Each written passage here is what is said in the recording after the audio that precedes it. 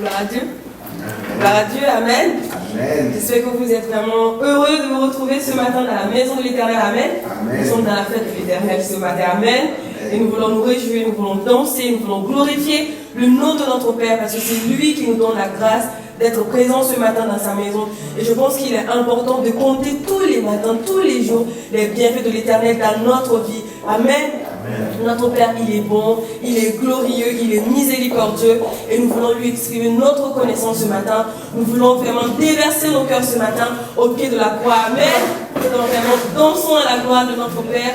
Louons le Seigneur, adorons le Seigneur, glorifions son nom et célébrons sa majesté ce matin. Amen.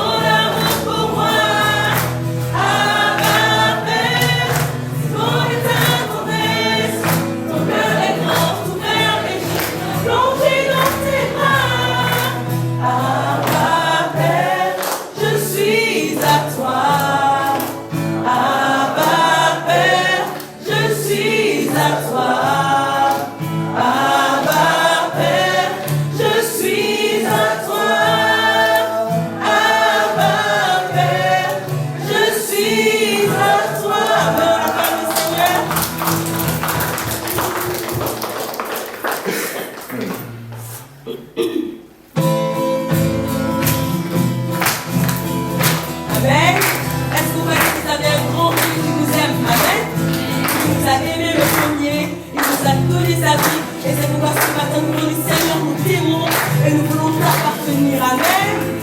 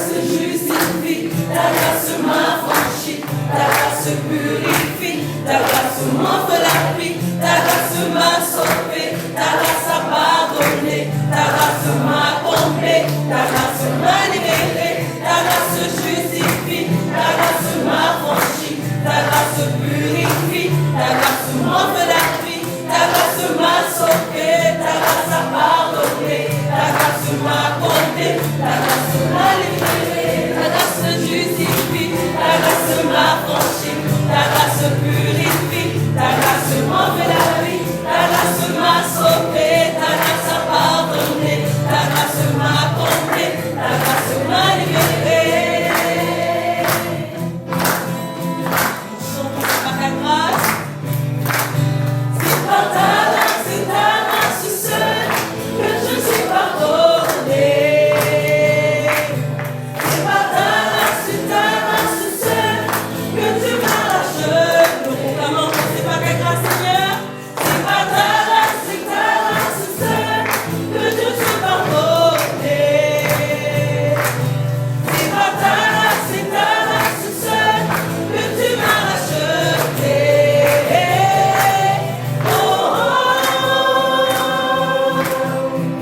merci pour la croix, ton amour pour moi. Oh,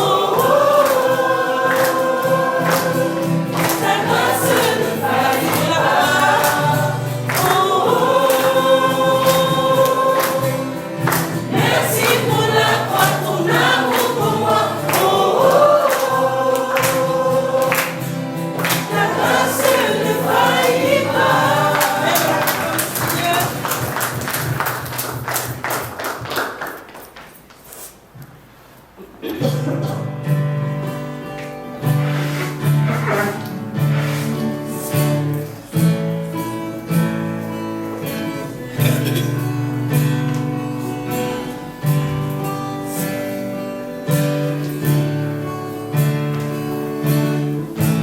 Nous chantons ensemble, Dieu est là. Dieu est là, présent parmi nous. Adorons-le, adorons-le. Dieu est là, agissons parmi nous. Adorons-le, adorons-le. Dieu puissant.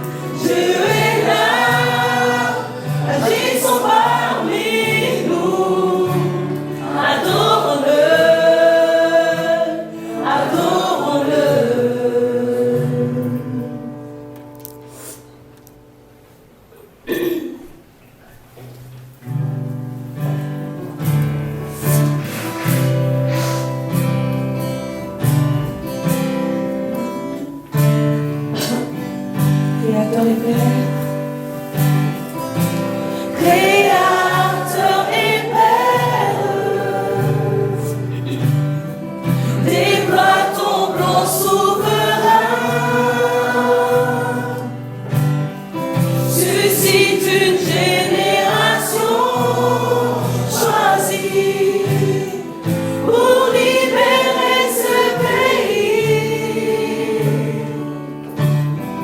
car la création soupire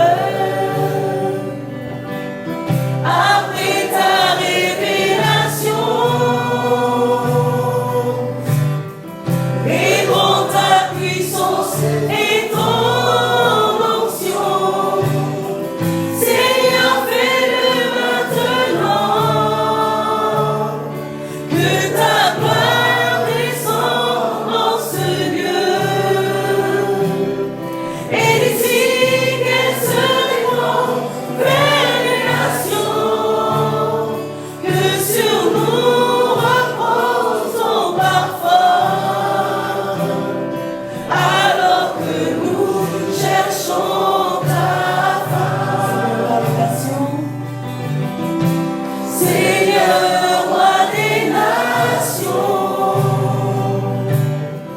le monde a besoin de voir la réalisation de tes promesses, l'Église dans la victoire. Seigneur, viens toucher notre cœur, rends-nous forts de ta force. Dans nos faiblesses, viens nous aider, pour que nous puissions combattre. Que ta gloire descende dans ce lieu. Et d'ici qu'elle se répand vers les nations. Que sur nous repose ton parfum. Alors que nous cherchons ta face. Que ta gloire descende dans ce lieu. Et d'ici qu'elle se répand vers les nations. Que sur nous repose ton parfum. Alors que nous cherchons ta face. Amen. Nous prions pour recevoir la puissance de Dieu ce matin. Nous prions afin que la grâce de Dieu descende sur nous ce matin. Que le Seigneur remplisse vraiment nos coupes jusqu'à ce que nos coupes débordent et que nous soyons des sources de bénédiction pour les personnes qui sont autour de nous. Pour que vraiment nous puissions répondre à travers le monde entier la parole de Dieu. Et c'est le Seigneur qui va nous armer de sa force. Et ce matin, nous sommes là pour être restaurés.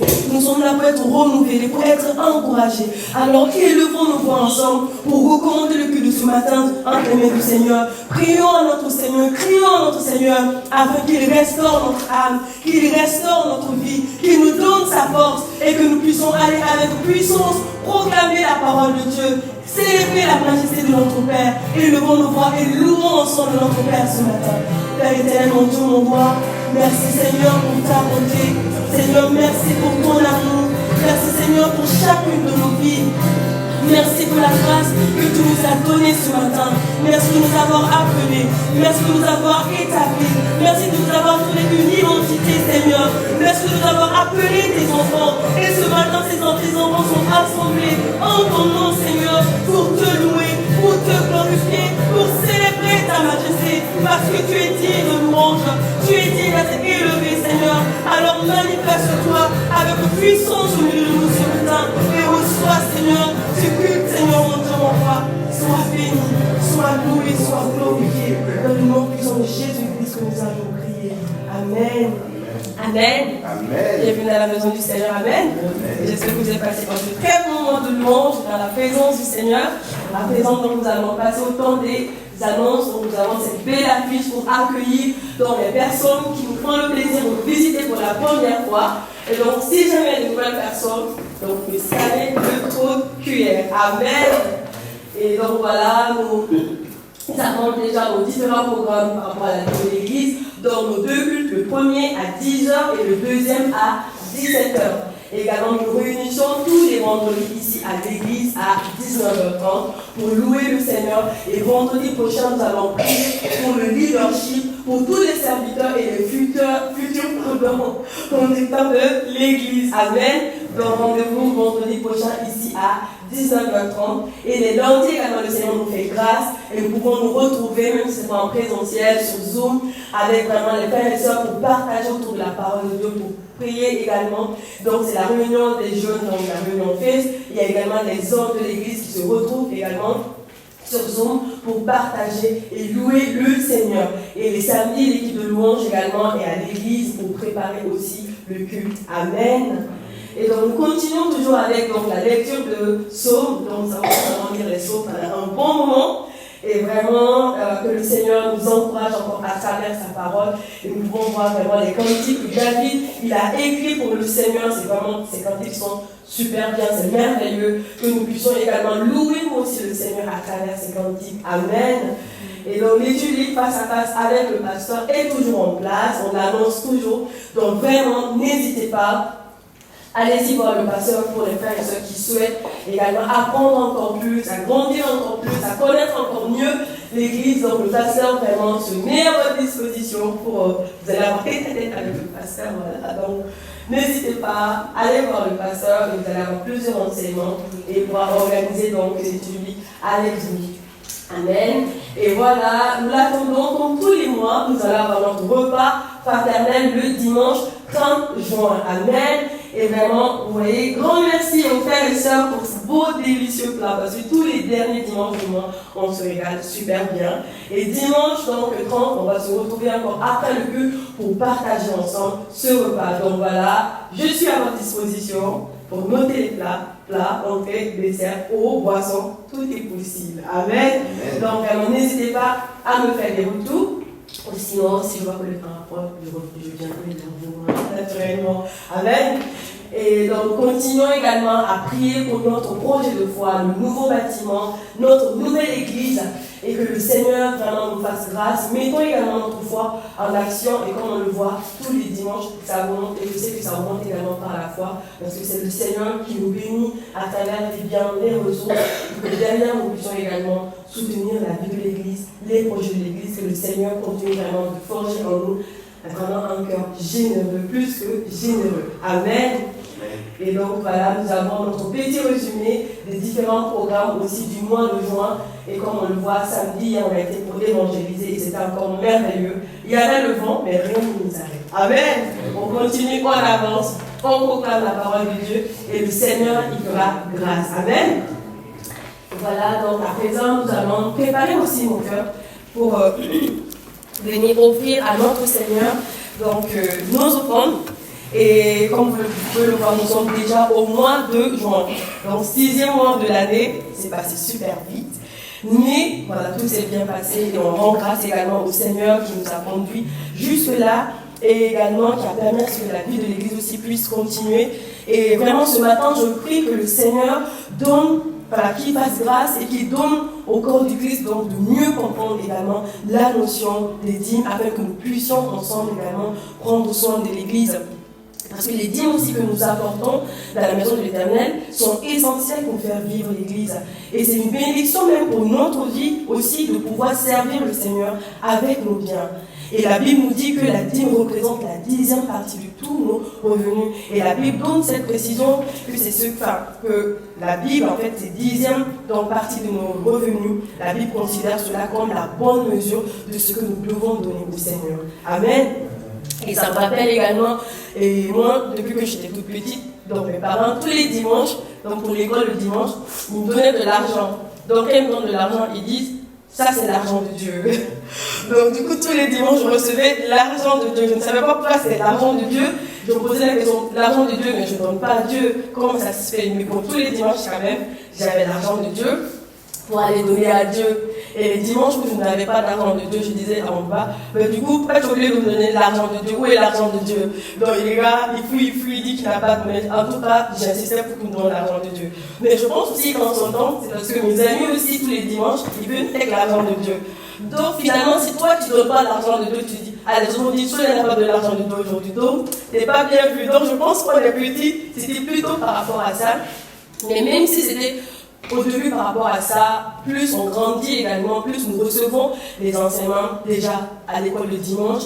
Et quand j'ai commencé maintenant à faire le culte avec les adultes, dans l'âge, quand on devient adolescent, on passe dans les rangs d'église, on n'est plus dans la section des enfants, on fait le culte avec les grands. Et là encore, mes parents continuaient à me donner de l'argent parce que je ne travaillais pas, donc c'est eux qui me donnaient de l'argent et ils me disaient tout le temps l'argent de Dieu, l'argent de Dieu. Et en ce moment, c'était des offrandes que je donnais au Seigneur, mais ce n'était pas ma dîme que je donnais au Seigneur.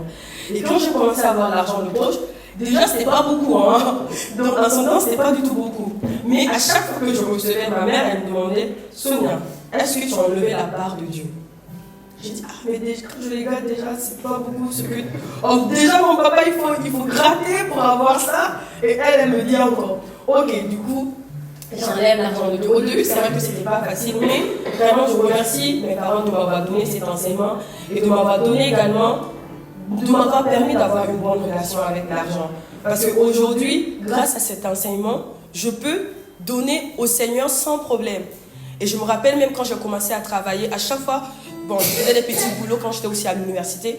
Quand je recevais ma paie, d'abord, je montrais mon argent à mes parents. Parce que voilà, j'ai été éduquée comme ça. Je montrais l'argent, toute la somme qu'on m'avait donnée. Et à chaque fois, ma mère, elle me disait, Sonia, enlève d'abord l'argent de Dieu avant de toucher le reste. Donc, la première chose que je faisais, c'est d'enlever d'abord la part de Dieu. Et elle m'expliquait la part de Dieu. Elle me dit, ok, tu as eu 1000 francs. Donc, du coup, 10%, c'est Sonia, combien est-ce que tu dois donner? J'ai dit 100 francs. Donc, elle me dit, ok, donc tu donnes 100 francs à Dieu et les 900 autres, c'est pour toi. Mais tant que tu n'enlèves pas l'argent de Dieu, tu ne touches pas. Donc, ça fait que même aujourd'hui, quand j'ai mon salaire, tant que je n'enlève pas la dîme, et une fois, je me suis embrouillée comme ça avec un ami, parce que je travaillais au métro et on m'avait payé et il avait besoin d'argent. Il me dit, mais retire l'argent. Je dis, non, je ne peux pas, je viens de recevoir ma paye. Je dis, tant que je ne retire pas ma dîme, je ne peux pas te donner. Il me dit, mais c'est quoi cette logique? Je dis, non, c'est comme ça. Mais, peut-être, voilà, mais pour dire en fait, c'est l'importance aussi pour moi de donner d'abord au Seigneur avant toute chose. Et j'ai pu remarquer que moi, ça m'a permis, aujourd'hui, l'argent ne peut pas contrôler ma vie, quoi qu'on me dise. Et je me rappelle, même l'année dernière, à cause de mon titre de séjour, mon contrat de travail était suspendu pendant 1 mois. Donc, je n'ai pas travaillé pendant 1 mois. Et j'ai travaillé début juin, à peine 2 semaines même que j'avais travaillé. Et mon inquiétude en ce moment, je disais, Seigneur, qu'est-ce que je fais? Comment est-ce que je fais pour payer ma dîme? Déjà, je n'ai pas beaucoup travaillé. Est-ce que la paie que je vais recevoir va me permettre de donner ma dîme? C'était mon inquiétude. C'était bizarre, mais je ne m'inquiétais pas déjà comment est-ce que j'allais payer mon loyer. Parce que j'habite quelque part, c'est pas chez moi. Mais je disais, Seigneur, il faudrait que la somme que je vais recevoir, je n'ai pas beaucoup travaillé, mais il faut que je puisse payer ma dîme. Et grâce à Dieu, quand j'ai reçu mon argent, ma paye, évidemment, je n'ai pas travaillé 1 mois, donc c'est sûr que ce n'est pas beaucoup. J'ai pu quand même prélever ma dîme pour donner. Parce que je me disais, Seigneur, déjà, nous sommes au mois de juin. Déjà, si moi je ne donne pas ma dîme, ça fera une personne de moins. Comment est-ce que l'église va faire?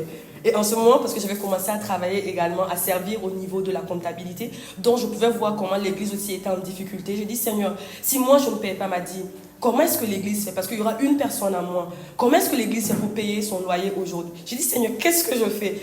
Ça m'a vraiment perturbée pendant ce mois et je n'étais pas vraiment bien, mais le Seigneur fait toujours grâce en fait. Et c'est une vraie bénédiction. Et j'ai vu également que être fidèle à Dieu, la fidélité à Dieu, c'est dans tous les domaines de notre vie. Et ça encore, la vie de mes parents, ça a été un témoignage pour moi. Parce que j'ai vu comment ils étaient au début et je vois aujourd'hui comment ils sont. Jamais, à aucun moment, ils m'ont toujours enseigné Dieu avant tout. Et eux également, ils ont toujours mis Dieu avant toute chose. Et aujourd'hui, je peux voir la grâce de Dieu également à travers leur vie. Et aujourd'hui, je peux voir aussi la grâce de Dieu à travers ma vie. Et même je dis, Seigneur, donne-moi plus pour que je puisse donner plus à l'église. Et rien qu'à la fin de l'année dernière, je n'ai rien demandé à mon entreprise, je n'ai rien demandé à mon manager. Il m'a dit, Sonia, maintenant tu es devenue expert, on t'envoie un peu partout, tu vas bénéficier d'une augmentation de salaire. J'ai dit quoi? Et dans mon cœur, en fait, je le désirais, je voulais vraiment l'augmentation, mais je ne pouvais rien dire à mon manager parce que l'année 2023, ce n'était pas trop ça, parce que j'ai été suspendue, je n'ai pas atteint mes objectifs parce que je ne pouvais pas travailler, donc ça m'a retardé dans ma production, mais néanmoins, le Seigneur m'a béni. Et j'ai dit, waouh, à chaque fois, je recherche plus pour l'église du Seigneur, parce que moi, j'ai déjà ce dont j'ai besoin pour vivre et je ne manque de rien. Et le Seigneur, il me montre à chaque fois que quand je le mets à la première place, il pourvoit à mes besoins. Donc vraiment, ce matin, c'est vrai que c'est un témoignage, mais peut-être vous allez dire que c'est propre à moi, mais c'est propre à chacun d'entre nous. Parce que Dieu, il est le maître de notre vie et c'est lui qui pourvoit à nos besoins quotidiens. Donc, ne laissons pas l'argent prendre le contrôle de notre vie, mais donnons librement, avec un cœur généreux, et que tous les mois nous puissions venir avec joie pour dire Seigneur merci, parce que ma mère me dit donner sa dîme. Quand elle me dit l'argent de Dieu, elle me dit c'est pour remercier Dieu de cet argent que tu as eu. Elle me dit si ce n'était pas grâce à Dieu, est-ce que tu allais trouver ce travail? Il y a beaucoup d'étudiants, ils n'ont même pas ce travail, parce que moi c'est les professeurs qui m'approchaient pour que je puisse rédiger des choses pour eux. Mais ce n'est pas parce que j'étais plus compétent que les autres étudiants. C'est parce que le Seigneur a incliné leur cœur vers moi. Et il me donne les ressources pour que derrière, je puisse bénir son Église. Amen. Vraiment, n'oublions pas que ce que nous avons aujourd'hui, c'est la grâce de Dieu. Et utilisons-le pour servir l'Église, pour servir la maison de l'Éternel. Et nous voulons prier ce matin et demander ce cœur au Seigneur. Seigneur, aujourd'hui, si j'ai du mal peut-être à obéir à cette parole. Et aujourd'hui, Seigneur, je te demande de me donner ce cœur vraiment de pouvoir me soumettre à ton autorité, de soumettre tous les domaines de ma vie à ton autorité. Et également, Seigneur, donne-moi un cœur généreux pour que je puisse donner même au-delà de ce qui est prescrit. Amen. Donc, je vais prier pour ce moment. Seigneur éternel, mon Dieu, mon roi, Père, merci pour ta bonté et pour ton amour. Éternel, mon Dieu, mon roi, ce matin, je bénis ton nom, je célèbre ta majesté. Merci pour la grâce que tu nous fais. Merci vraiment pour les sources de bénédiction que tu fais de nous, Seigneur, ce matin. Je prie afin que tu reçoives la gloire. Et ce matin, nous voulons venir vraiment te remercier avec la grâce que tu nous as faite, Seigneur, de pouvoir subvenir à nos besoins quotidiens et même au-delà. Nous prions, Seigneur, afin que tu reçoives nos dîmes et offrandes comme un culte qui t'est agréable, Seigneur. Et nous voulons vraiment incliner nos cœurs vers toi et te dire, te déclarer ce matin que tu es le maître de nos finances et que Seigneur Dieu, c'est par ta grâce que nous sommes là et c'est par ta grâce que nous pouvons tout faire. Alors Seigneur, reçois toute la gloire, la louange et l'adoration dans le nom puissant de Jésus-Christ que nous avons prié. Amen.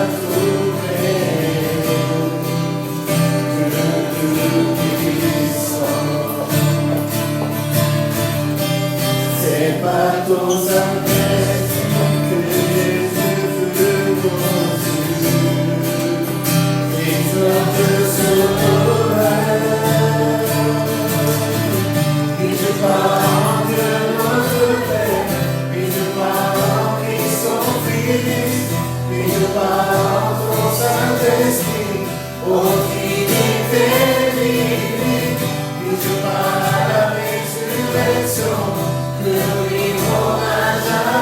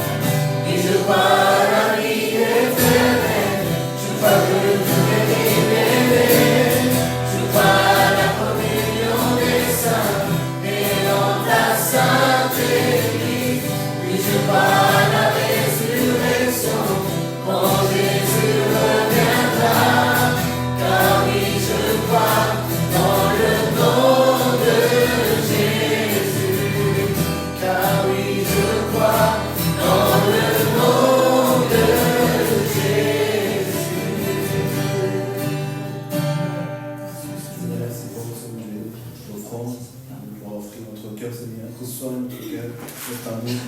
Seigneur, bénis les personnes, Seigneur, qui ont besoin de Seigneur et ta provision, Seigneur, parce que tu es fidèle à nous. Merci, Seigneur, pour la louange et la prière et notre présence ce matin. Bénis nos cœurs, Seigneur, viens à notre rencontre.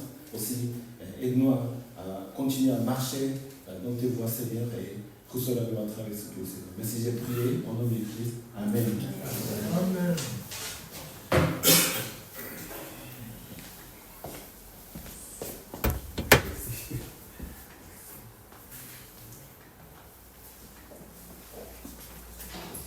Alléluia. Que le Seigneur vous bénisse. Vous pouvez dire les uns les autres à côté de vous. Bienvenue dans la maison du Seigneur.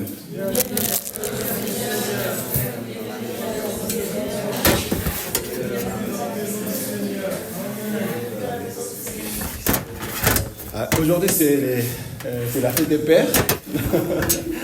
Parce que nous avons des pères ici à la maison du Seigneur et dans nos familles. Nous pouvons applaudir à tous les pères.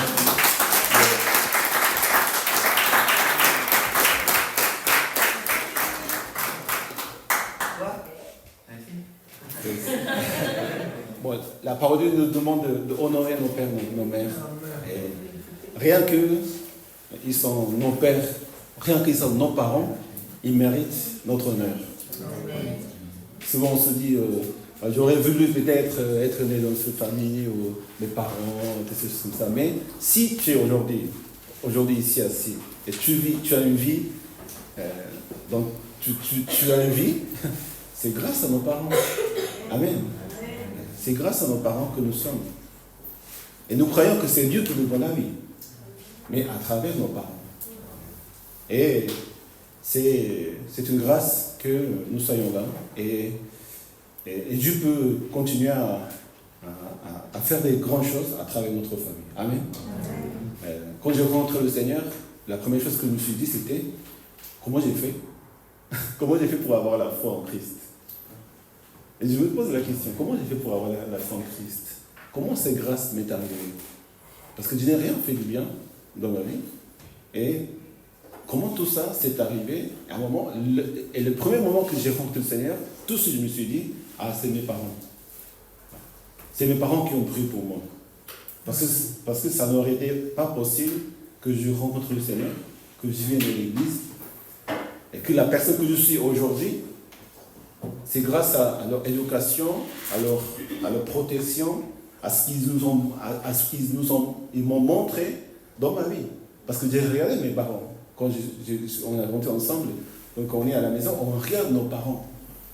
Et dans la façon qu'ils parlent, dans la façon qu'ils disent, dans l'éducation, tout à l'heure, Sonia a bien expliqué aussi comment le cœur des parents affecte dans la vie des enfants. Et en fait, on est les parents on est les enfants de nos parents. Et nous ne pouvons que nous ressembler à nos parents, d'une manière ou d'une autre.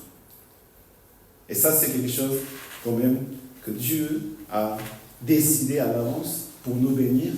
Et nous devons vraiment remercier le Seigneur pour les parents que nous avons eus dans notre vie. C'est vrai, il peut y avoir parfois que la relation avec les parents, ce n'est pas toujours comme on pense. Et des fois, c'est très difficile aussi. Il y a beaucoup de choses qui se passent dans la famille. Mais au moins, pour nous qui sommes aujourd'hui dans le Seigneur, et nous croyons au Seigneur Christ, qui nous a renouvelé, nous a donné une nouvelle vie, et que tout ce que nous avons vécu dans notre passé est déjà tout passé. Et nous avons une nouvelle vie, nous sommes de nouvelles créatures. Et grâce à ces difficultés que tu as eues, peut-être dans ta vie, que tu es aujourd'hui dans le Seigneur. Amen. S'il n'y a pas eu ces difficultés dans la famille, ou si c'est votre cas, donc si c'est à cause de mes parents que j'en ai souffert dans ma vie, c'est grâce à cela que vous êtes aujourd'hui dans le Seigneur.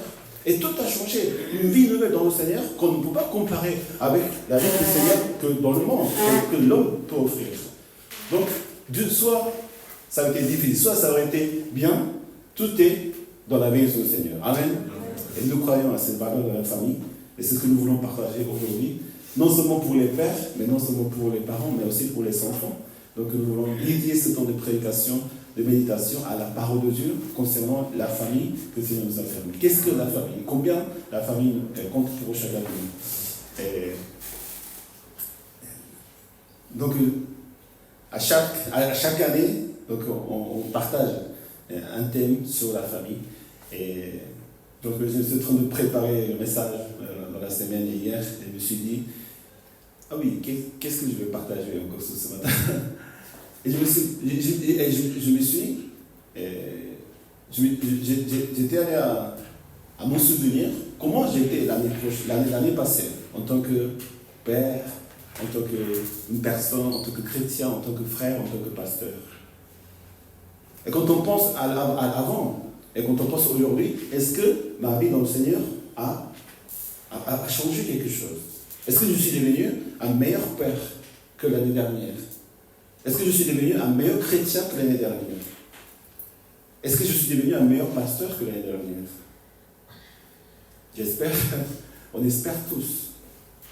Le temps passe, les années passent. Et nous réfléchissons parfois sur les mêmes sujets des choses. Mais ce qui est important, c'est que nous changeons dans le Seigneur. Amen. Si on reste la même personne que l'année dernière, il y a un problème quand même. On ne peut pas rester la même personne que l'année dernière. Si on ne peut jamais être parfait. Mais si on n'est pas meilleur que l'année dernière, si on n'a pas grandi, on n'a pas compris plus que l'année dernière, on voit la parole de Dieu et on sent la même chose. Ah oui, j'ai fait ci, j'ai fait ça, Seigneur, j'ai pas de problème, j'ai obéi à tes commandements. Si on a dans cette attitude, on ne peut pas grandir dans le Seigneur. On ne peut pas glorifier le Seigneur. Changeons notre vie. Amen. Changeons vraiment. Que le Seigneur transforme notre cœur. Il n'y a pas d'autre manière de marcher sur la voie du Seigneur. Si on ne cherche pas à grandir, on ne cherche pas la sainteté, si on ne cherche pas à changer notre cœur, même si tu as été magnifique l'année dernière, tu peux être encore magnifique cette année. Amen. Et l'année prochaine, ça sera encore plus magnifique. C'est de la manière que le Seigneur nous conduit, c'est conduit cette église. J'espère que l'année prochaine, on sera une nouvelle église. Amen. On va connaître des nouvelles personnes ici, parce que nous serons changés. Allez, saluez les uns les autres. Est-ce que tu me connais aujourd'hui?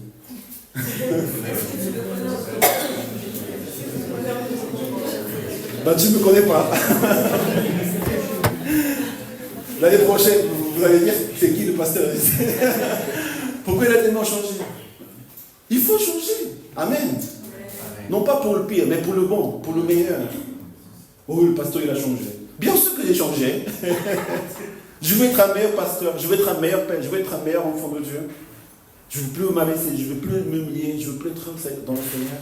Et c'est ce que nous devons, je pense, nous devons tous faire dans la parole de Dieu. Et nous sommes là encore pour changer ce matin. Amen. Que le Seigneur nous bénisse. Nous allons nous lever de votre, vous pouvez s'il vous plaît, vous lever de votre place pour honorer la parole de Dieu. Nous lisons la parole du Seigneur ensemble dans Colossiens chapitre 3.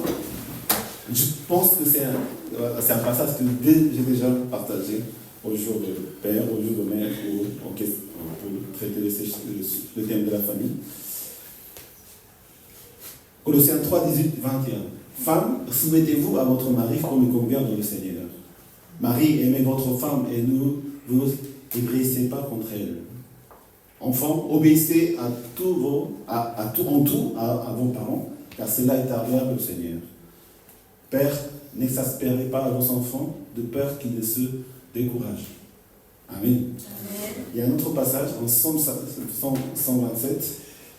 Chant de montée de Salomon. Si une maison n'est pas construite par l'Éternel, ceux qui la construisent travaillent inutilement. Si une ville n'est pas gardée par l'Éternel, celui qui la garde veille inutilement.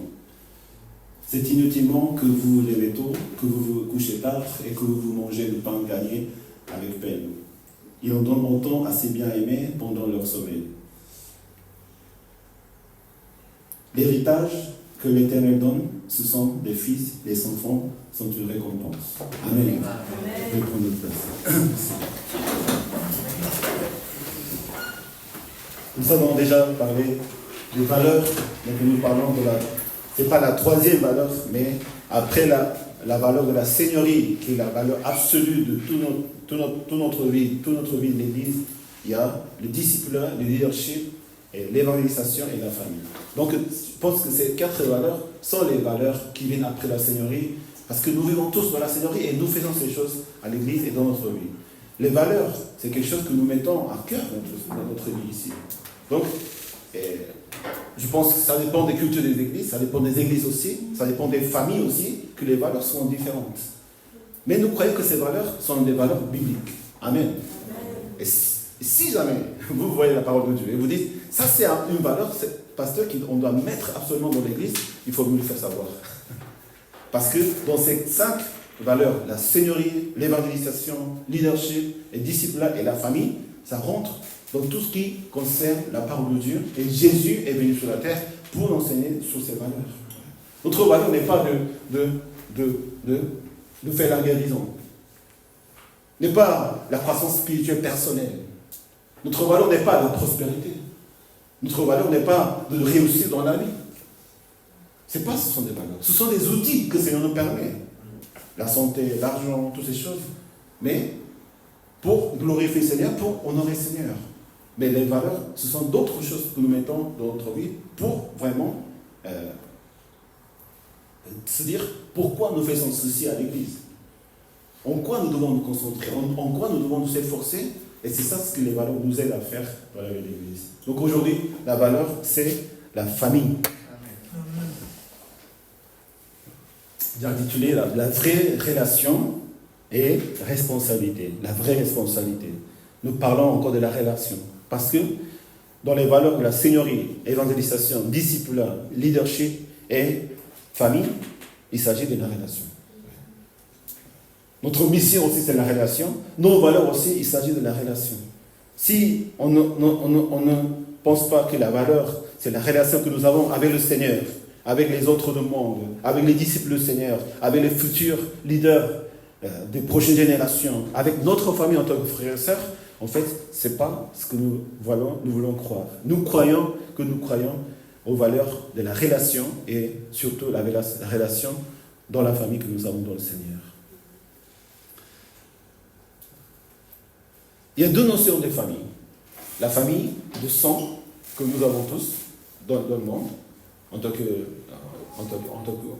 le sang, le corps, la chair, nous appartenons tous à une famille. Amen. Mais aussi la question de la famille spirituelle. Dans ces 2 notions, nous voulons voir la parole de Dieu ensemble.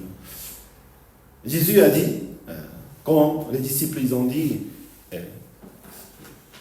voici ta mère et tes frères qui sont dehors. Et le Seigneur dit, voici ma mère et mes frères. En effet, celui qui fait la volonté de Dieu, celui-là est mon frère, ma soeur et ma mère. Jésus définit bien que nous n'avons pas simplement une famille de sang.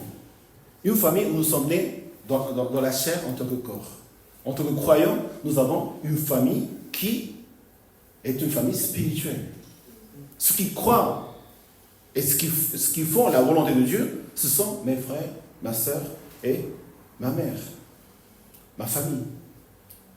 Est-ce qu'on est conscient de ces réalités? qu'en croyant en Jésus-Christ, nous devenons une famille. Nous ne sommes pas là, chrétiens, on se côtoie le dimanche, bonjour frères et sœurs, et on ne croit pas ces relations superficielles, ou ces relations, on dit aussi, jetables. C'est-à-dire qu'on se rencontre, ensuite on s'en va, et puisque voilà, chacun on vit dans sa vie, et on peut s'asseoir. Mais dans le Seigneur, nous devons comprendre que Dieu nous a unis dans le Seigneur pour être une famille. Nous a sauvés pour être une famille. C'est vrai, une des notions aujourd'hui dans la société, c'est que les notions de famille se perd un peu. Déjà, la notion de mariage se perd un peu. Il n'y a pas simplement que le mariage. Il y a les pactes. Je ne sais pas combien de choses. Il y a en fait l'union. Il y a beaucoup de choses qui sont inventées, qui sont mises en place pour le confort des personnes, pour des relations un peu, on peut dire, qui ne sont pas bibliques. Parce que nous ne croyons pas que nous pouvons être avec une personne unie sans passer par le mariage devant Dieu. Ce sont des institutions que Dieu a fondées depuis la création du monde. Et nous croyons à cela. Et nous devons apprendre vraiment de savoir l'importance de la famille et comment nous devons bâtir la famille en Jésus-Christ. En Somme 127, le Seigneur nous dit clairement que ce n'est pas nous qui bâtissons la maison, mais c'est le Seigneur qui bâtit la maison. Amen. On ne peut pas bâtir nos maisons par notre propre effort ou notre propre force. On croit que la famille vient de Dieu et on doit mettre la famille dans la main de notre Seigneur pour qu'il le bâtisse.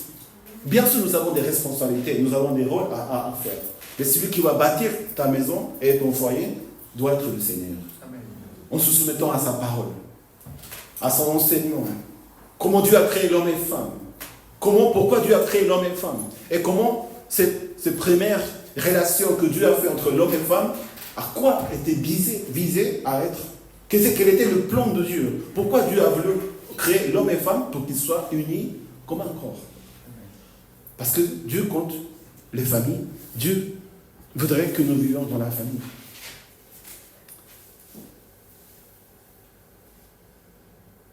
Il y a beaucoup de relations dans le monde, dans la vie que nous avons.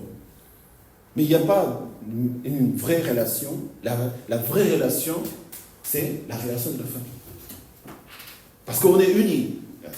Comme vous connaissez la définition de famille, c'est des personnes qui sont unies par le sang. Donc on a le même sang. Parce qu'on est né dans le ventre de notre mère, donc on a le même sang. Aussi, notre définition, c'est que des personnes qui habitent sous le même toit. Donc ils habitent ensemble. Ils partagent ensemble, ils vivent ensemble, ils mangent ensemble. Non seulement ils habitent ensemble, mais ils partagent leur cœur ensemble dans la maison, dans leur vie. Et c'est ça qui est vraiment extraordinaire et mystérieux de combien c'est valeureux, cette union, cette relation que nous avons dans la famille, dans le Seigneur. C'est unique. Nous n'avons pas 2 ou 3 familles, nous avons une famille. Amen. Nous avons une famille. Nous n'avons pas 2 ou 3 familles. Toutes les relations dans le monde n'est pas pareil. Les amis sont importants, les collègues sont importants, les maîtresses sont importants, les collègues de l'association sont importants. Bien sûr, c'est important. Moi, j'ai aussi des amis que je connais depuis 30 ans, 40 ans. On a toujours fait les mêmes choses. On a habité ensemble. On faisait des choses ensemble.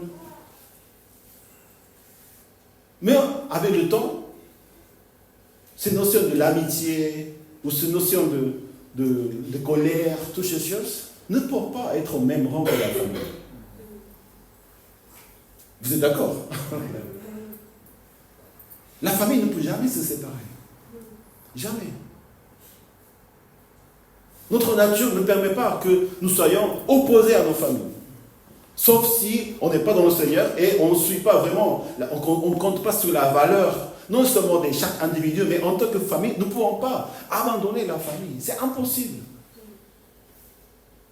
Donc, la famille compte pour notre vie, pour le Seigneur, dans la foi.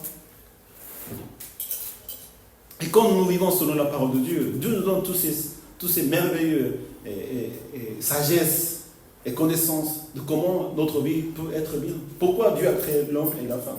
Parce qu'il a vu Adam, il n'était pas bien tout seul. Il avait toute la création, tout l'univers à lui, il dominait toutes choses, mais il n'était pas bien.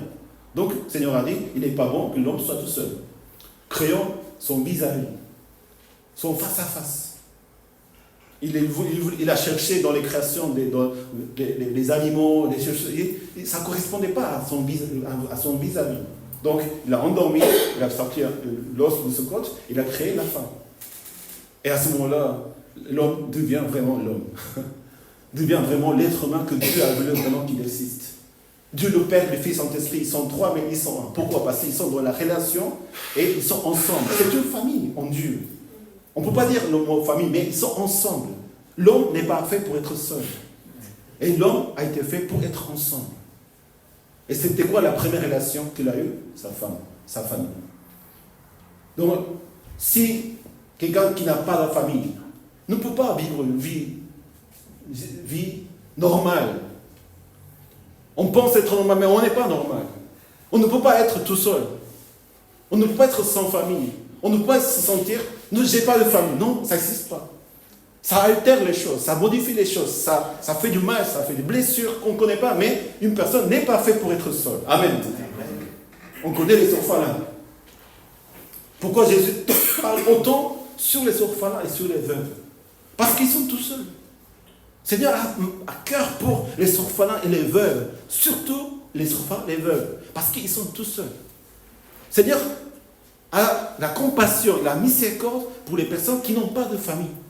Donc il les invite à lui et prenez soin des orphelins. Venez à moi les orphelins, venez à moi les veuves, prenez soin des veuves, parce que ils sont dans, le Seigneur a mal au cœur quand il voit des personnes qui n'ont pas de famille. Amen. Amen. À ce point-là, Seigneur, compte en famille. Et à ce point-là, c'est important pour nous de penser à la famille avant toute autre chose.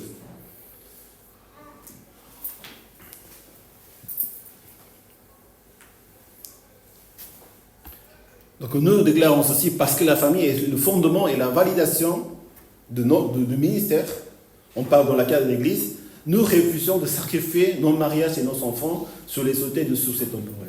C'est un peu difficilement dit en fait, et vous pouvez peut-être comprendre. Parce qu'on peut prétendre qu'on est des serviteurs de Dieu, on est des chrétiens, on vit pour le Seigneur et on n'y pense pas à la famille.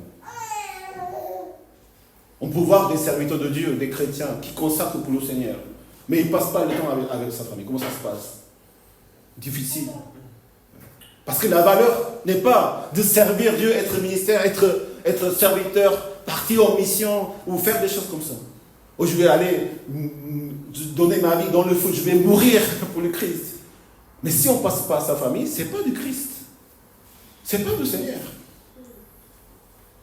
Je suis désolé de dire comme ça, mais quand j'étais à Paris, j'étais pasteur. Apprenti. Tout un chrétien est pasteur. Je mangeais un dîner par semaine chez moi. Mon fils, il a 15 ans, ma fille a 14 ans, 12 ans.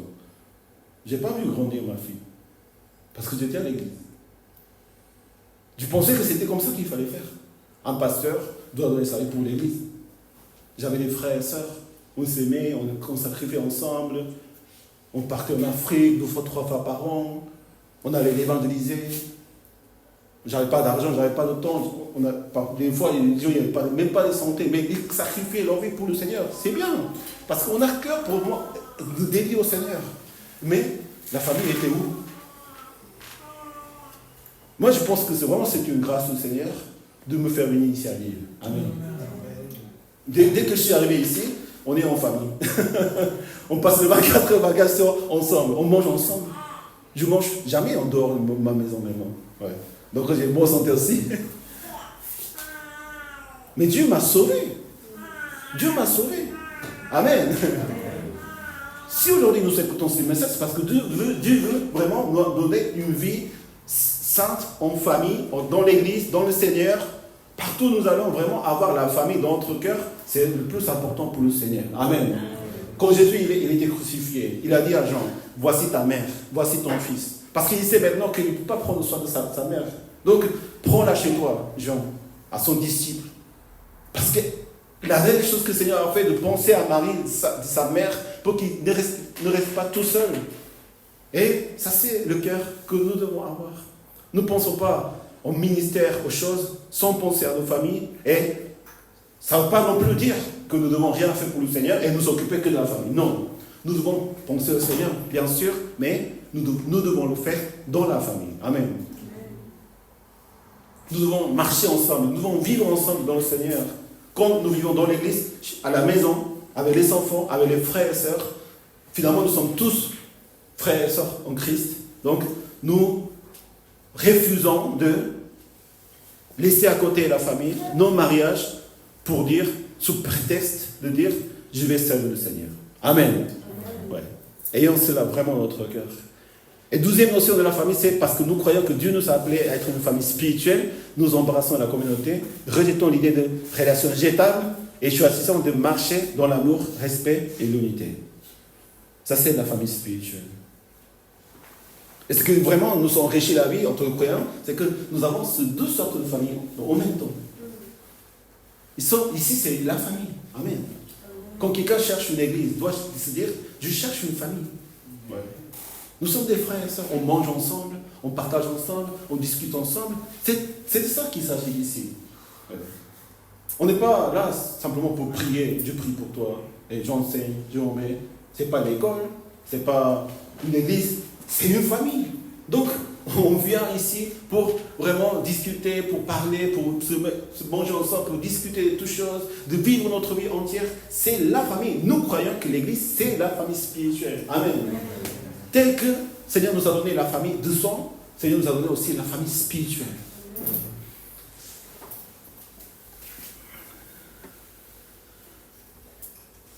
Et dans la parole de Dieu, nous voyons que le Seigneur ne parle pas beaucoup des versets sur la famille. Nous pouvons voir dans l'Ancien Testament des familles, des relations de père et fils, Abraham, Isaac, aussi Joseph, Moïse, Josué, toutes ces personnes, ils ont des enfants. Les rois, ils avaient des descendants aussi, toutes ces choses. Mais le Seigneur ne parle pas des choses très très spécifiques, explicites, telles que nous avons lu en Colossiens chapitre 3 ou Éphésiens chapitre 5-6. Parce que, finalement, si tu vis dans ta famille spirituelle, si tu as une famille spirituelle et tu vis correctement dans le Seigneur en tant qu'enfant de Dieu, ta vie de famille n'est pas si différente que ça. Ouais. Il y a des notions de père spirituel, mère spirituelle. Il y a des notions des frères et sœurs. Nous sommes vraiment unis dans le sang de Jésus-Christ. Et nous, quand nous vivons selon la parole de Dieu, nos relations, elles sont bonnes. Amen. Et ta relation dans ta famille, elles sont bonnes. Parce qu'elles se correspondent. Et non pas deux choses différentes. Parce que c'est la même notion de famille. Nos notions de famille sont des familles spirituelles. Tout ça pour dire que la famille est importante. Amen. Est unique, est spéciale, est mystérieux, est incroyable. Et c'est une bénédiction pour nous avoir la famille. Et même si je n'ai pas de famille, si je n'ai pas eu de famille, nous ne sommes pas dans le chagrin, parce que dès que nous croyons en Jésus-Christ, nous rejoignons une vraie famille en Christ. Dans la même notion, nous marchons ensemble, nous vivons ensemble.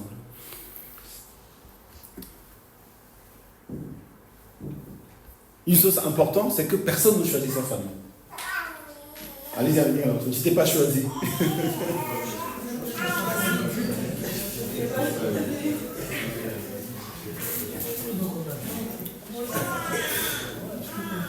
Dès qu'on croit en Jésus-Christ, on obéit à Dieu, on suit Dieu, on porte sa croix, on suit Dieu, et Dieu nous conduit dans une famille chrétienne.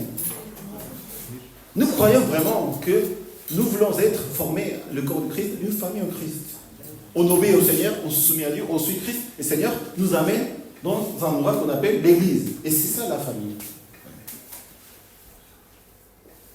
Et on ne peut pas choisir sa famille, on ne peut pas choisir ses parents. On ne peut pas choisir. Peut-être ça aurait été mieux d'être né en tant que prince d'Égypte. Princesse royale. Dans une famille royale. Mais on ne choisit pas sa famille. Qui a choisi sa nationalité? Qui a choisi son pays ou son époque de naissance? Personne. Seulement Dieu choisit sa famille. Dieu choisit ses frères et sœurs. De la même manière, l'Église, la famille spirituelle, ce n'est pas nous qui choisissons. Seigneur nous donne le cœur de venir et rejoindre la famille. Et nous avons fait des connaissances. Et on a vécu des choses ensemble. Donc on se dit, oui, c'est là où le Seigneur m'appelle pour former la famille. Je ne peux pas rejeter ma famille. Je ne peux pas abandonner ma famille. Je ne peux pas laisser tomber ma famille. Ça c'est vraiment, dans l'obéissance du Seigneur, si nous acceptons la famille que le Seigneur nous donne, le Seigneur nous le donne parce qu'elle est bonne pour nous. Elle est la meilleure famille pour nous. Amen. Ma famille de sang aussi, c'est ma meilleure famille. Ma meilleure famille que j'aurais pu avoir dans ma vie. Parce que c'est mes parents et c'est ma sœur. Et nous sommes ici parce que le Seigneur nous a unis ensemble.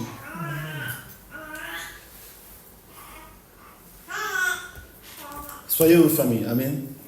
Soyons une famille en Christ. Et que tout ça, c'est le plan de Dieu qui nous a fait venir pour former la famille spirituelle que nous sommes aujourd'hui. Donc c'est la vraie relation que nous voulons vraiment avoir dans la vie. Avoir ces bénédictions. Vous savez, hier, nous étions à l'évangélisation dans la rue et nous étions annoncé l'évangile. Donc, les gens qui viennent, on ne connaît pas du tout, on n'a jamais vu la personne, ils ne sont jamais vus. Donc, comment on fait pour aborder d'abord la personne? On ne sait pas. Donc, aux premières 5-10 minutes, je sais que tout le monde est un peu, est-ce que je vais y aller? Est-ce que je ne vais pas y aller? Tout le monde est très timide. Mais dès que les 10 minutes passent, on se dit non, il faut y aller parce qu'on est là pour évangéliser, on n'a pas trop de temps, il va pleuvoir, donc on annonce l'évangile. Donc, mais on ne connaît pas. Mais on parle, est-ce que vous avez un peu de temps? Donc on parle un peu comme ça. Oui. Mais imaginez que cette personne, il vient dans l'église. Il devient quoi? Une frère et sœur. Moi je ne connaissais pas Ryan. Moi je ne connaissais pas Solène. Je ne vous connaissais pas. Est-ce que vous me connaissiez avant? Voilà. Je suis pas, on n'est pas nés dans le même endroit, on n'est pas même dans la famille. On ne se connaissait pas. Mais aujourd'hui nous sommes quoi? Des frères et sœurs. Amen. Et vous savez, c'est la bénédiction que moi j'ai des frères et sœurs de tous les continents. Comment nous pouvons être des frères et sœurs unis dans le Seigneur? Par la forme du Christ. On ne cherche, je ne suis pas avec, je ne sais pas si je peux dire ça, mais je ne sais pas si encore, je sais que je suis coréen, je suis français, je suis argentin, je ne sais pas. Mais ce n'est pas parce qu'il est coréen ou argentin que c'est mon frère. C'est dans le Seigneur, nous sommes frères et sœurs. Et nous donnons tout pour la famille. C'est ça la notion de la famille. On donne tout pour sa famille. On vit pour sa famille, on pense à sa famille. Il n'y a pas d'autre chose que ça. Donc j'imagine ces personnes qu'on n'a jamais rencontrées, ils viennent dans le Seigneur, on est une famille, j'ai une relation avec une personne qui me soutient, qui est là pour moi, que je suis pour lui. On fait comment ça? Ça peut être possible. Par contre, si on ne croit pas à la famille, c'est-à-dire, oh, frères et sœurs, ça va, on est baptisé, on est dans une église chrétienne, évangélique, ici à l'Os de Grâce. Si on reste dans ces relations, il n'y a pas vraiment le bénéfice que le Seigneur voudrait nous donner à travers la famille. Amen. Parce que nous avons quand même des bénéfices en étant des membres d'une église, en étant des frères et sœurs. Mais pour qu'il y ait ces bénéfices, pour qu'il y ait ces bénédictions, des générations en génération, vraiment ce que le Seigneur a versé vraiment à travers le roi David et toutes ces générations en génération, il faut qu'on soit une famille. Si on reste par famille, il n'y a pas ces bénédictions. Il n'y a rien à voir, c'est juste comme des inconnus. Non, nous ne voulons pas avoir ces choses. Donc, soyons une famille. Amen. Soyons une famille dans le Seigneur. Hier, bon, c'était juste une anecdote pour dire, j'étais parlé à un étudiant qui était d'apparence très normale, très, très fort, et il passait, il me dit, est-ce que tu as eu le temps pour parler un peu avec moi? Il m'a dit, oui, pourquoi? Il me dit, parce que je suis pasteur de l'église évangélique ici à Lille. Et vous savez ce qu'il m'a dit? À l'instant, j'étais en train de penser à vous. C'est incroyable. Je dis, est-ce que je peux parler un peu de l'église ou de l'évangile? À l'instant, j'étais en train de penser à Jésus. Parce qu'il lisait la parole de Dieu récemment. Sa famille est athée, sa famille déteste les croyants, sa famille déteste la famille. Mais il s'est dit, il est allé chercher à la bibliothèque, il s'appelle Mathias, que vous ne connaissez pas. Mais si un jour il vient ici, vous faites semblant que je n'ai rien dit. Il a pris la Bible de sa bibliothèque de sa grand-mère qui est décédée il y a longtemps, et il a lu la Bible. Et il s'est dit, c'est pas si horrible que ça, comme mes parents le disent. Donc il s'est commencé à lire la parole de Dieu et dans de Jean, et il s'est dit, j'étais en train de penser à Jésus, et un pasteur lui vient parler sur Jésus. Donc là j'ai commencé à parler, j'ai commencé à dire tout. Je sais, tu es mon frère, je l'ai senti vraiment comme une famille.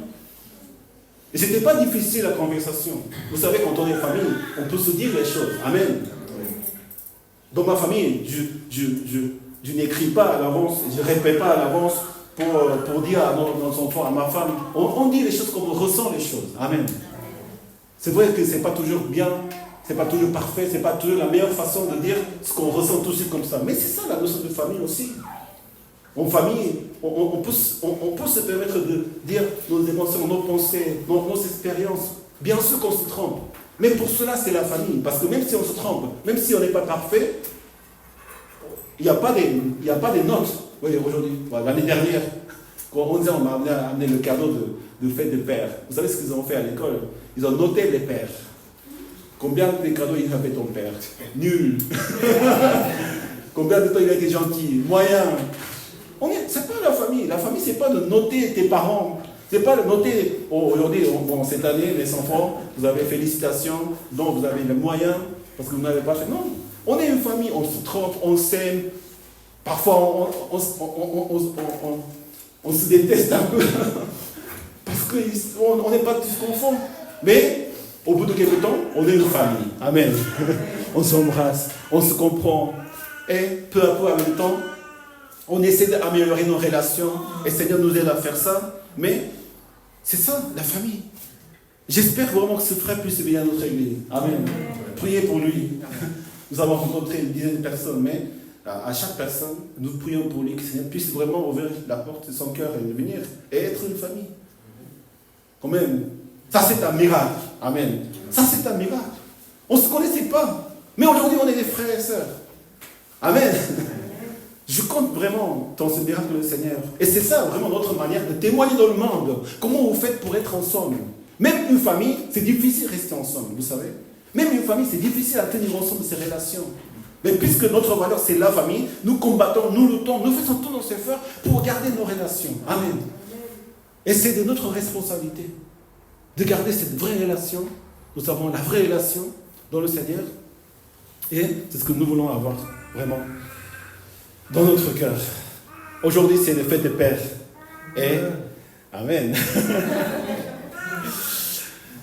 On peut apprendre quelques notions sur la relation dans la famille, dans la vraie famille. Ça, c'est la... Allez, là, nous sommes... C'est ça la vraie famille. C'est ça. Non, c'est ça la vraie relation. C'est ça la vraie relation. Vous savez pourquoi nous devons annoncer l'évangile dans le monde? Pourquoi nous voulons annoncer l'évangile dans le monde? Aux personnes qui ne connaissent pas le Seigneur. Pourquoi nous voulons annoncer l'évangile? Aux gens, aux personnes que nous connaissons. Parce que si nous ne croient pas en Dieu, même notre relation, elles vont aller dans le meilleur des sens. Quand on va mourir, ces relations, elles vont se couper. On va se séparer éternellement. Et où ils vont aller quand ils ne sortent pas de Christ? À la mort éternelle. Donc la relation que nous avons avec les gens, soyons gentils, soyons aimables, soyons toutes ces choses, ce n'est pas de vraie relation. La vraie relation commence quand nous sommes en Jésus-Christ. Amen. C'est pour ça que nous prions pour nos familles, pour nos enfants, pour toutes les personnes que nous sommes, parce que c'est ça la vraie relation que le Seigneur nous donne dans le Seigneur. Et nous faisons tout pour cette vraie relation. C'est pour ça que nous annonçons l'évangile. Comme Jésus a dit, il faut que j'aille chercher les brebis qui sont en dehors de cet enclos.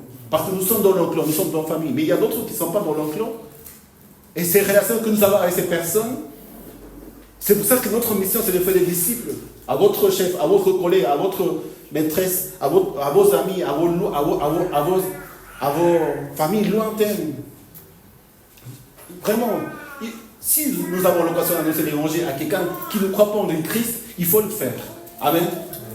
Je ne sais pas si vous partez en vacances cet été, mais si vous allez rejoindre la famille, et si vous allez quelque part avec des personnes, vous allez rencontrer forcément des personnes, et si vous avez passé de bon temps avec eux, il faut penser dans son cœur, est-ce que ma relation avec eux est la vraie relation? À quoi ça va amener ces relations?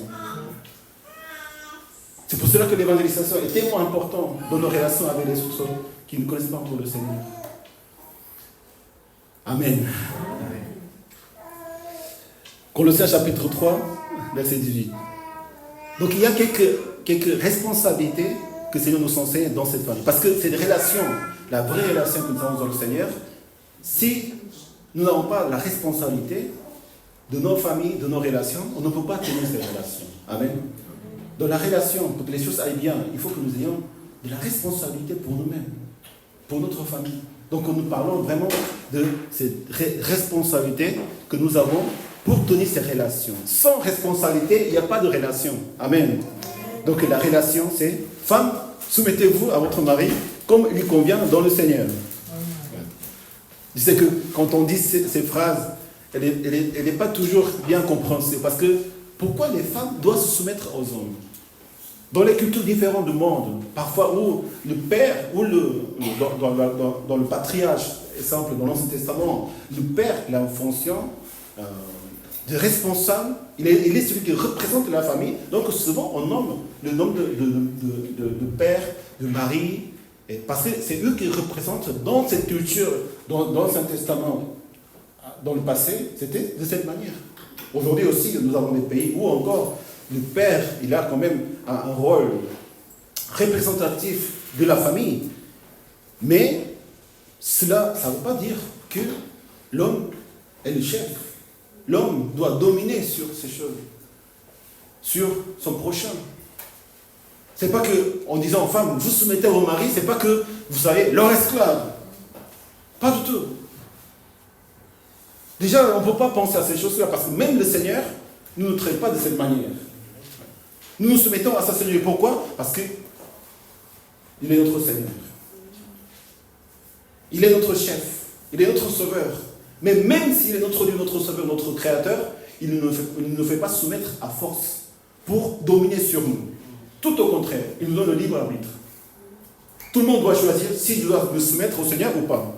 Si je dois rentrer dans sa protection, dans ses bénédictions, ou je vais faire ma vie comme je veux. Le Seigneur nous laisse. Dans la parabole des pères, le père et le fils prodigue, c'est ça. Le père, le fils prodigue, donne-moi mon héritage. Le lendemain, il part. Le père ne va pas le prendre et le mettre dans la prison. Non. Vas-y. Si c'est ton choix, vas-y. Mais comment ça se passe quand le fils prodigue, il ne s'est pas soumis à son père, il a fait ce qu'il a voulu dans le monde. La misère. Il avait beaucoup d'argent, beaucoup d'amis, beaucoup de relations. Mais quand il a dépensé tout son argent et la famille est arrivée, il ne pouvait même pas manger la nourriture des cochons qu'il est en train de faire pour certaines personnes. Il se dit, dans la maison de mon père, même les esclaves, même les ouvriers, ils mangent mieux que moi. Je ne mérite pas être ton fils, père, accepte-moi. Quand nous vivons dehors de la Seigneurie du Seigneur, nous souffrons. Amen. Nous en avons souffert. Quand nous étions dans le péché, sans le Seigneur, tout seul, non pas dans la maison du Seigneur, avec des frères et sœurs. Mais quand j'ai voulu faire ma vie tout seul, comment ça se passait? Tout ne se passe pas bien. Tout est difficile, tout est pénible. Donc c'est la raison pour laquelle nous nous soumettons au Seigneur, parce que nous savons que c'est le Seigneur. Nous nous soumettons à notre Seigneur par son amour. Amen. Soumettez-vous. En Éphésiens chapitre 5, il nous dit encore, soumettez-vous les uns aux autres dans la crainte de Dieu. Et ensuite, il dit, femmes, soumettez-vous à votre mari comme au Seigneur. D'abord, notre relation dans le Seigneur, c'est de nous soumettre les uns les autres. Amen. Donc, c'est pour dire aux femmes, ne vous sentez pas versés à cause de ces versets, parce que, de toute façon, nous nous soumettons les uns les autres. Et le Seigneur vous rappelle encore, vous soumettre à votre mari. Mais déjà, nous nous soumettons les uns les autres. Il n'y a rien de spécial. L'homme n'est pas meilleur que la femme. Amen. Amen. Nous sommes tous la même. Avec de différents rôles, avec différentes places, différentes responsabilités que le Seigneur nous a données au sein de la famille. Il y a beaucoup de choses à dire, mais on va pas tout dire. Mais ça convient dans le Seigneur de se soumettre. Le Seigneur dit, si quelqu'un veut être grand parmi vous, il sera votre serviteur. On dit aussi dans le verset de Éphésiens chapitre 5, le mari est la tête de la femme. Comme Jésus, il est le chef de l'Église. C'est-à-dire, on dit l'impression que la tête, elle est grande. Elle est plus haut que le corps. Donc, il y a quelque chose qui va dominer sur ça. Mais c'est tout à fait le contraire. Celui qui veut être grand, qu'il soit votre serviteur. Si il est votre chef, vous devez servir, être esclave des autres. Le Seigneur est venu sur la terre, non pas pour être servi, mais pour servir. Amen. Donc, les maris, les hommes, ceux qui vont se marier, ou ceux qui vont être des maris, vous devez être des chefs, comme le Seigneur était chef pour l'Église. C'est-à-dire, servir l'Église. Amen. Donc nous nous soumettons à leur service.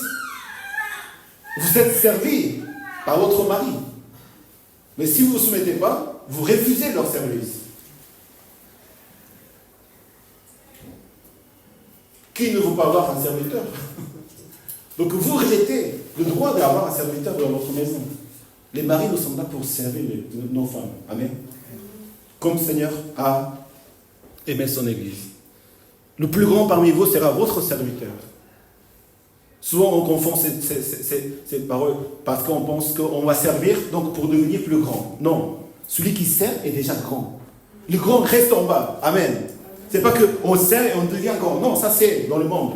C'est tu sers et tu es grand. C'est ça la notion des grands. Comme Jésus a lavé les pieds des disciples, il est Seigneur, il est le chef, mais il s'agit de lui, il prépare tout pour laver les pieds sales des disciples. C'est ça d'être grand dans le Seigneur. Si vous voulez être des chefs dans la famille, si vous voulez être la tête de votre femme, vous devez servir en bas de votre femme. Amen.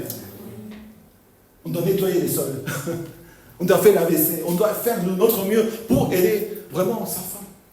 Dieu a aimé, Dieu, comme Jésus, il a aimé le Christ, il a aimé son Église. Adam et Ève, ils s'étaient créés pour être des face à face. Non pas que l'autre soit en haut et l'autre en bas. Face à face, vis-à-vis. On est là pour soutenir l'un l'autre. Amen.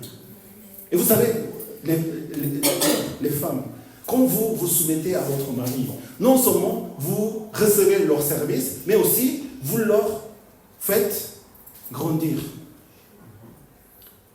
C'est-à-dire, finalement, si l'homme devient grand, c'est parce que la femme, sa femme, est s'abaisser. Donc, qui est le plus grand ici?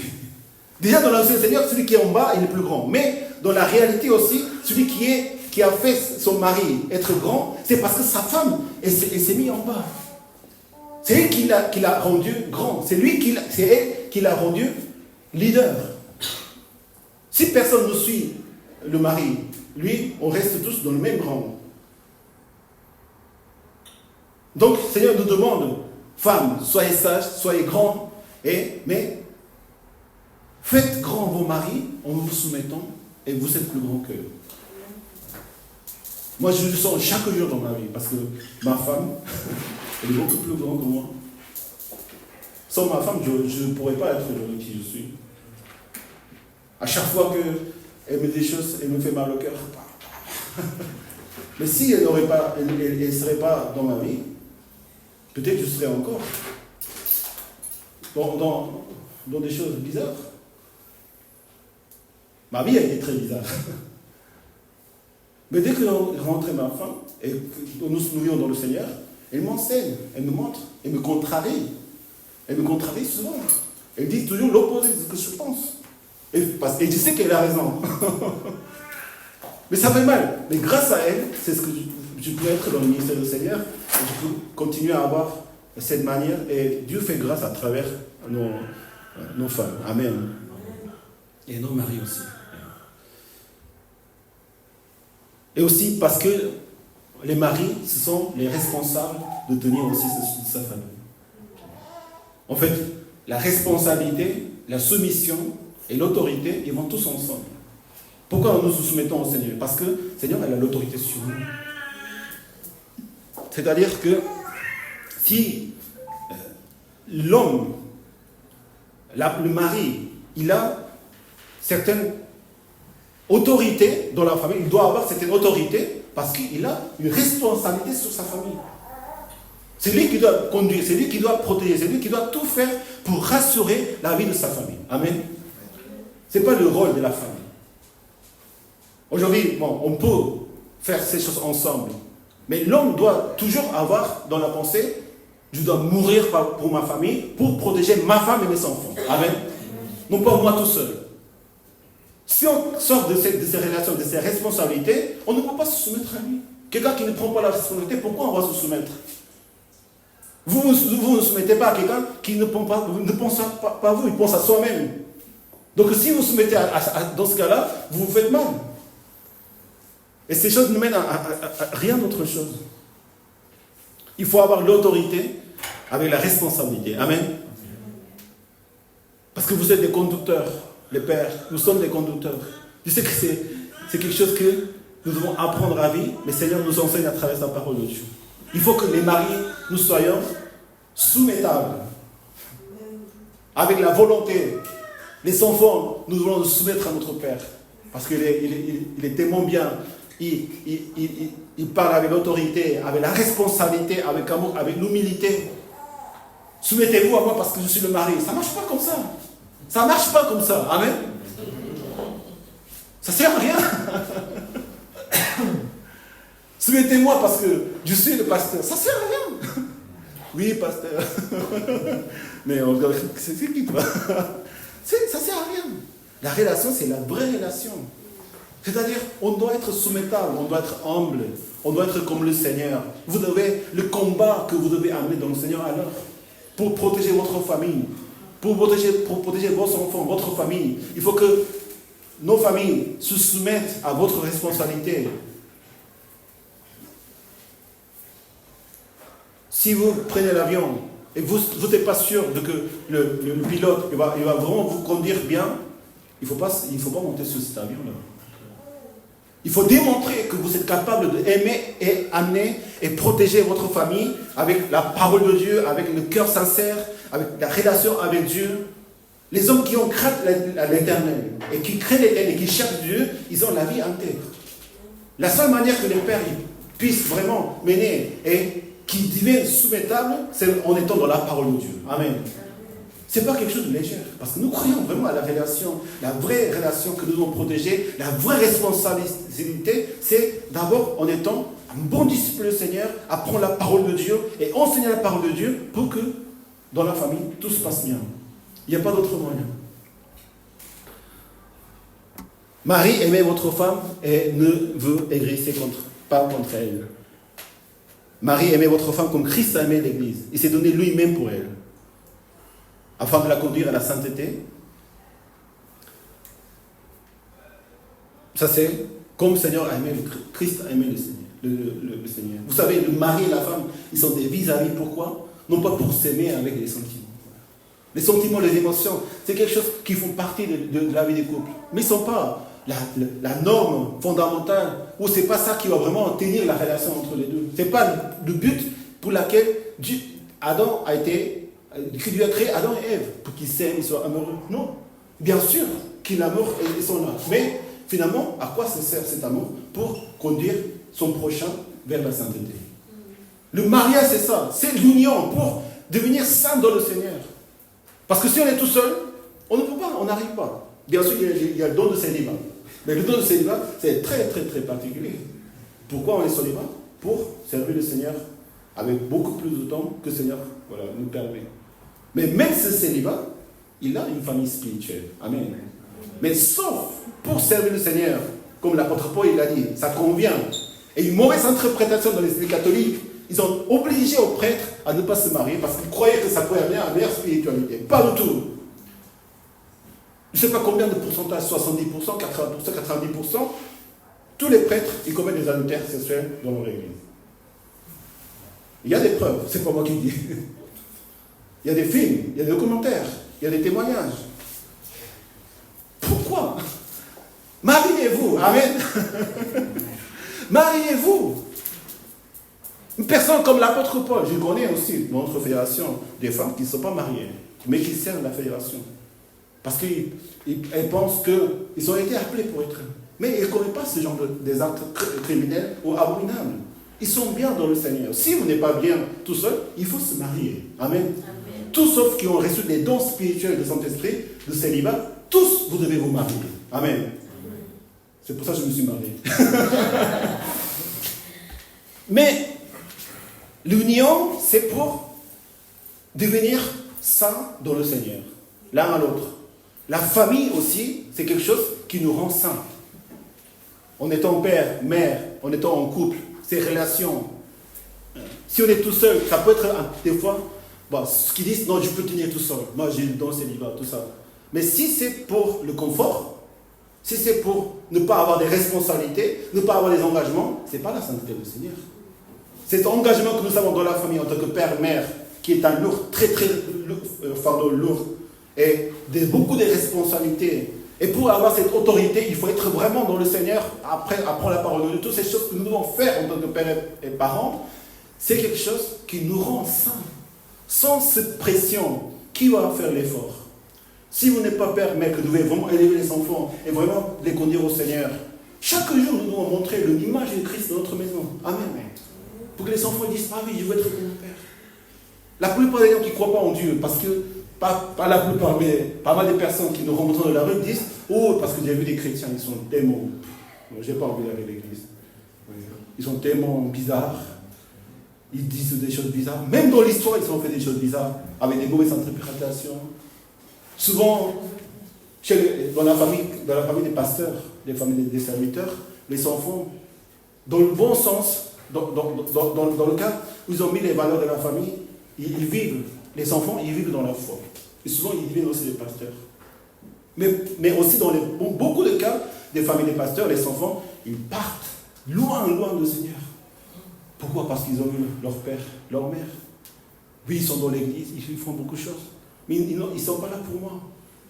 Ou ils montrent une autre facette dans la maison. C'est très facile de... C'est pour ça que j'ai porté la cravate. Costume, cravate, les micros, prédication. Ouais. Je ne sais pas si vous demandez à ChatGPT, c'est ça? Une prédication sur l'amour de Christ. Vous avez le texte. Hein? Vous entraînez comment parler, vous allez au cours de l'académie, comment prendre le micro, comment parler, comment articuler. Vous êtes un pasteur magnifique. Non, mais si on est faux, si on n'est pas vrai, on n'est pas de vrai, si on n'est pas de vrais responsables, les résultats sont évidents. Pour cela il faut vraiment prendre conscience de combien c'est important d'être de vrais enfants de Dieu, dans la vraie relation dans le Seigneur. Enfants, maintenant, on a parlé des femmes, on a parlé des maris. J'espère que l'année prochaine, on aura d'autres révélations un peu plus profondes. Maintenant, on parle aux enfants. Il n'y a pas beaucoup d'enfants ici, mais vous qui êtes des enfants, des parents aussi. Enfants, obéissez en tout à vos parents, car cela est agréable au Seigneur.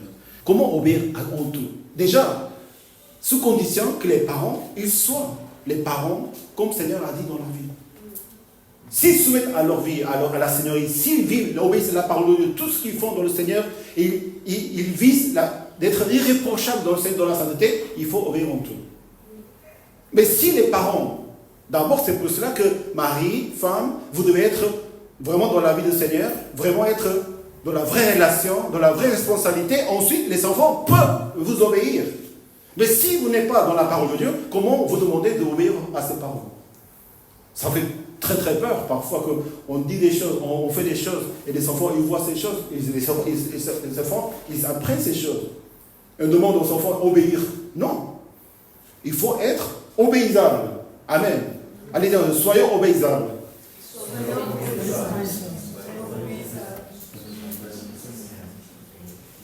Les parents doivent être dans la foi pour que ça soit agréable au Seigneur. Amen. Mais les enfants, vous devez avoir cette bonne attitude d'obéir à vos parents. Amen. Parce qu'ils ont, nos parents, ils désirent le meilleur pour nous, mais parfois s'ils ne sont pas dans la parole de Dieu, ce qu'ils font, ce qu'ils disent, il ne faut pas l'obéir. Il ne faut pas non plus, essayer de corriger ça, mais il faut pas. La bonne attitude d'enfant, c'est d'écouter ses parents et d'obéir à ses parents en tout, s'ils sont vraiment dans la foi.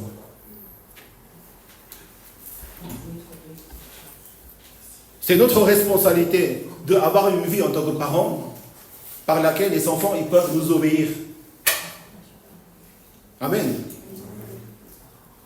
Vous devez dire vous-même, je suis en train de vivre une vie dans laquelle je obéis au Seigneur. Ce n'est pas que vous faites le meilleur, que vous êtes parfait encore, mais que vous cherchez la parole de Dieu, vous obéissez à la parole de Dieu, même si vous n'arrivez pas, soyez sincères, je suis en faible dans ça, mais Seigneur, je veux vraiment être un parent comme tu veux pour mes enfants, et cela nous amène à être les parents que le Seigneur nous demande d'être. Nous, parents, nous ne pouvons pas faire que nos enfants ils croient au Seigneur automatiquement. Ce que nous pouvons faire, c'est d'obéir à la parole de Dieu et transmettre son message, son amour, et créer l'environnement pour que nos enfants ils puissent aller vers le Seigneur. Être des bons modèles, des exemples. Ne croyez pas que, parce qu'on est en famille à la maison, que nous pouvons tout faire. Nous pouvons tout dire entre nous. Tout se passe dans le Seigneur, dans la Seigneurie. La famille est dans la Seigneurie du Seigneur. Amen. Donc nous soumettons la famille dans la Seigneurie.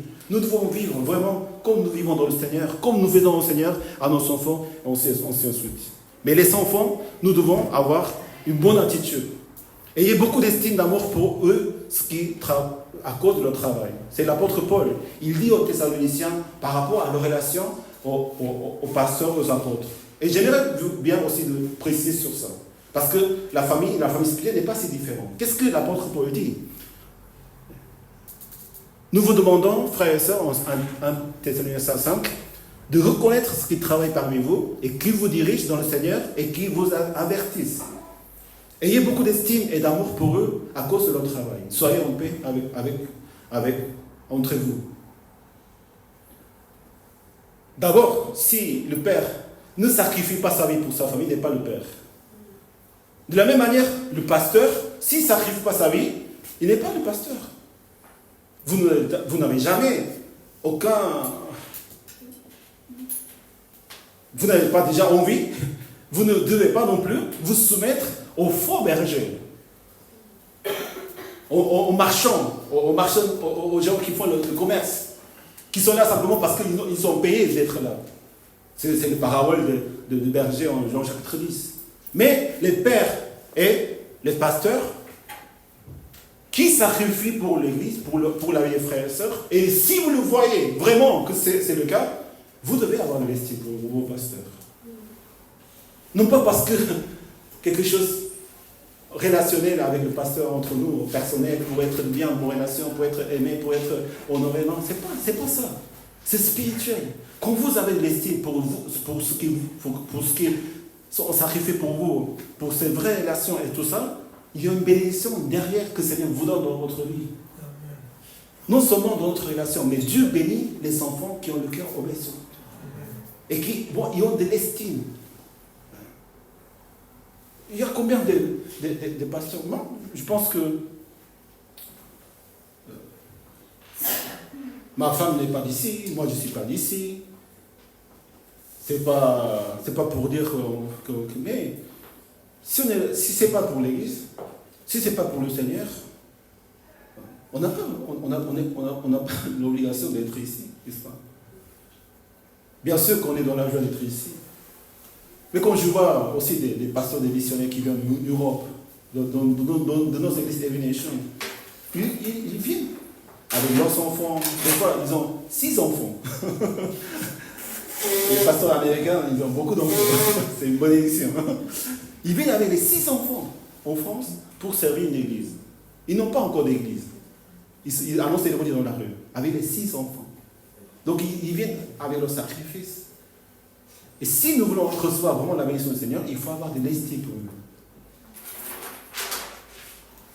Il faut les aimer, il faut les accepter, il faut les encourager. On est une famille. Amen. Considérez quelle a été leur fin de vie, imitez leur foi. C'est ce que le Seigneur nous dit. On ne choisit pas son pasteur, désolé de tout mon cœur. On ne choisit pas son pasteur, mais on imite leur foi. On fait avec, parce que c'est le meilleur pasteur, meilleur père, meilleure famille que le Seigneur nous a donné. Obéissez à vos conducteurs et ayez pour eux de la déférence, car ils veillent sur vous, vos âmes, comme devant en rendre compte, et qu'ils soient ainsi afin qu'ils fassent avec joie et non en gémissant, ce qui vous serait d'un aucun avantage. Ça, c'est la relation que le Seigneur nous enseigne. Considérons la parole de Dieu. Amen. Obéir à ce qui nous dirige et avoir de l'estime et encourager. Parce que nous sommes une famille finalement. Nous ne sommes pas des ennemis, nous ne sommes pas des dictateurs. Ça sert à quoi? Moi, en mois de juillet, je visite la Corée. Parce que depuis 3 ans, donc, j'ai travaillé dans la société et j'ai vu que combien ça était difficile. Le temps et même le revenu, ce n'était pas vraiment bien pour moi, pour ma famille et pour l'Église non plus. Parce que je ne peux pas dédier autant de temps pour l'Église. Donc, Dieu a ouvert les portes à travers l'Église Evination pour que tu puisses trouver des partenariats et pour avoir des soutiens financiers. Donc, c'est la raison pour laquelle, le mois de juillet, je pars en Corée pour rencontrer ma famille. Je demande d'abord à ma famille, mes tantes, mes oncles, parmi eux qui sont des chrétiens, qui ont à cœur de m'aider dans le ministère, pour que je puisse ne pas travailler dans la société, avoir un métier séculier, mais vraiment travailler dur et beaucoup plus à l'église. Amen. Priez pour moi, s'il vous plaît. Amen. Parce que le but, c'est de me sacrifier pour l'église, Seigneur, pour cette église. Et dans le but de ça, je dois trouver les moyens pour servir et pour pouvoir servir. C'est vrai, c'est pas un sacrifice pour moi, parce que je veux le faire pour le Seigneur. Mais c'est pas pour autant que c'est comme Jésus-Christ, il est mort sur la croix, donc il est mort. On ne peut pas dire, oui Jésus, tu es bien mort. Ouais. Il n'y a pas encore. On reçoit la grâce du Seigneur, on ne peut pas avoir cette attitude par rapport à Dieu, par rapport à ce que le Seigneur fait dans nos vies. On doit être reconnaissant et on doit vraiment faire avec ensemble. Donc, nous sommes une famille, amen.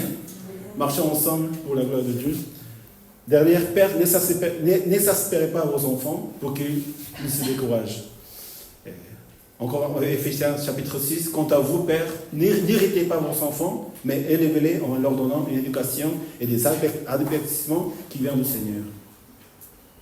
Tellement nous aimons nos enfants, tellement nous aimons la famille, parfois nous pouvons nous irriter ou nous exaspérer, parce que notre maturité n'est pas encore telle que le Seigneur nous demande.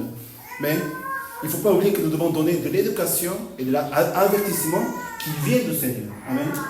Non pas de mes propres connaissances, ma propre culture de famille. Non. C'est pour ça que nous devons vraiment apprendre la parole de Dieu et vraiment enseigner, avertir, parfois dire non, parfois dire oui, encourager. Dans la discipline de l'Église, l'encouragement que le Seigneur demande à faire aux dirigeants, c'est de les encourager à la repentance. Il faut les encourager à la repentance quand les choses ne font pas bien. Les choses, ça ne se voit pas bien. Et Dieu montre à travers les dirigeants les choses qui ne vont pas dans l'Église. Donc, on ne reste pas. Si on n'est pas une famille, on laisse. Vous savez, je ne vais pas prendre quelqu'un qui passe dans la rue. Non, ce n'est pas bien ce que vous faites. Qui es-tu? Mais quand ça se passe dans la famille, et si on ne dit rien, si on ne avertit pas, si on ne donne pas, non, c'est pas bien ce que tu fais. Si on ne dit pas ça, tu n'es pas la famille. Amen. Donc, bien sûr que je n'aime pas faire ça. J'aimerais bien être avec vous toujours. J'aimerais bien que nous soyons tous bons amis, tout ça. Pourquoi je vais vous embêter? Pourquoi je vais m'embêter à faire ça? Mais si on est une famille, on doit le faire. Oh, à la maison, si vous venez chez moi, je suis toujours derrière mes enfants. Est-ce que vous avez fait les devoirs? On a arrêté les jeux vidéo. Non, on arrête les écrans, s'il vous plaît. Mais à un moment, on dit non, arrêtez.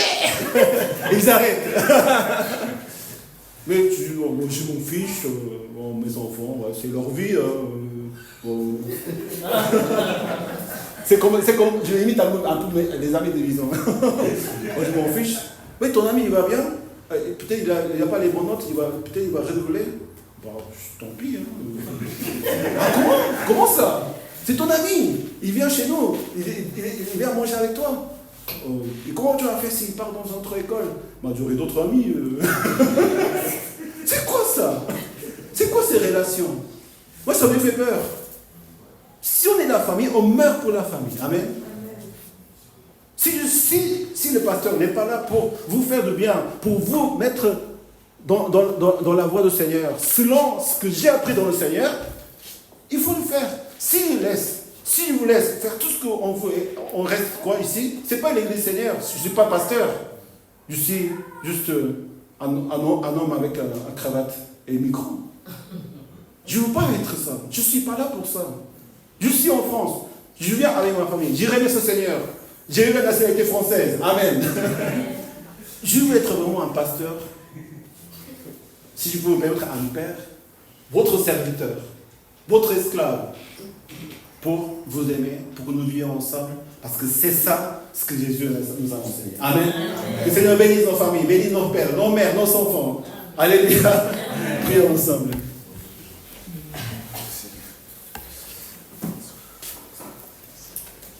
Seigneur, merci d'être notre Père.